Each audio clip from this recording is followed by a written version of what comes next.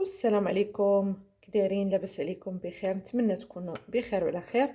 اليوم عندنا فيديو جديد ووصفه جديده. عندنا وصفه رائعه للبرد، لهاد الوقيته ديال البرد. دابا غير دخل البرد، الوليدات كيمرضوا، الناس الكبار كيمرضوا، بالخصوص كتنفع في الصدر، الكحه، صدر عامر كتنفع فيه بزاف. غنحتاجو الشريحه بلديه، فالبلديه هي اللي كتكون صغيره وشويه شويه كحله. الشريحه والثومه، الثومه الحمراء وحب رشاد وزيت العود، وإلا كان حتى شويه ديال العسل الحر غنحتاجوه في الاخير ان شاء الله منين نبغوا نكملوا الوصفه. غنشدو هاد الشريحه ديالنا، غنحيدوا ليها هاد النواه ديالها مثلا بيديك ولا بالموس،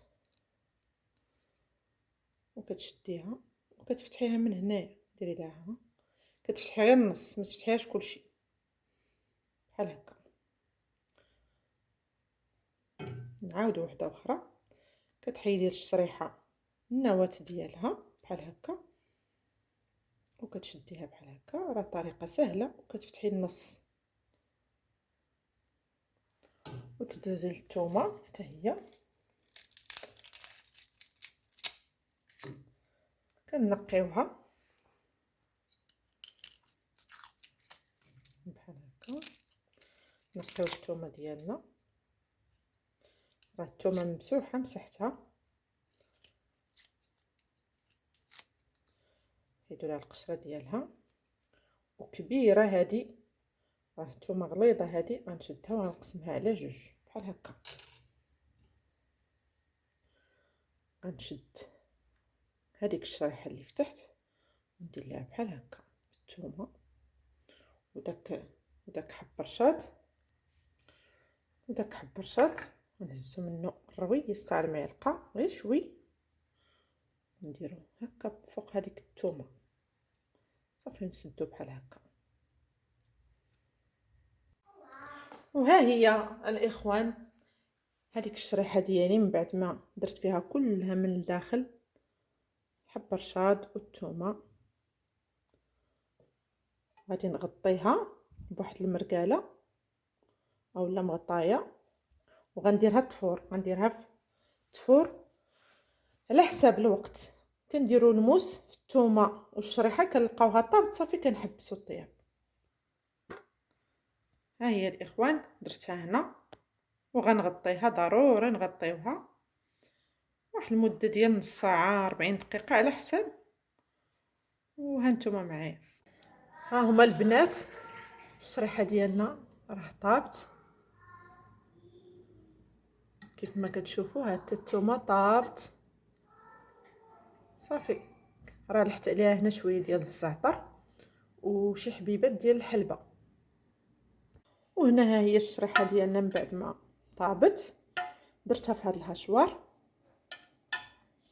وغنزيد عليها كاس ديال زيت العود الحاره،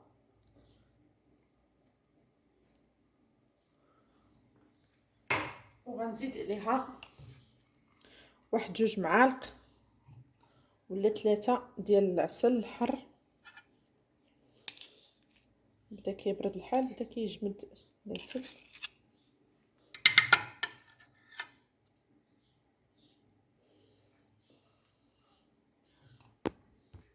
هنا راه درت جوج معالق كبار ديال العسل، وغندير واحد شويه عندي هنا ديال السمن ديال الغنم سمنه الغنم ان شاء الله. الا عندك ديال البقر ديري ديال البقر، المهم هذا احسن من الاخر شويه ماشي بزاف. وغادي نطحن كلشي نخلطو. ها هو من بعد ما طحنتو، راه الا بغيت تطحنيه مازال اكثر من هكا حتى يجي معلك راه يطحن، وما تخافوش منه. الا خفتي ليه يخمر ليك ولا شي حاجه ديريه في الثلاجه، والا خفتي الا بغيتي خفتي يكون. انا غادي نحتفظ بها في هذه القرعه ديال الزاج احسن من البلاستيك باش كتبقى مده الصلاحيه ديالها مزيانه وما كتخسر ما والو. بارد في الثلاجه ديري واحد شويه على برا والباقي دخليه الثلاجه، بقيت تخرجي غير داك الشويه اللي غتاكلي مثلا ولا تعطي للدراري الا كانوا مرض. راه صراحه وصفه زوينه بزاف في البرد، ونتمنى الوصفه تعجبكم والفيديو يعجبكم، وما تنساونيش من تعليقكم من بارطاج بين الاصدقاء اللي تعم الفائده. مرحبا.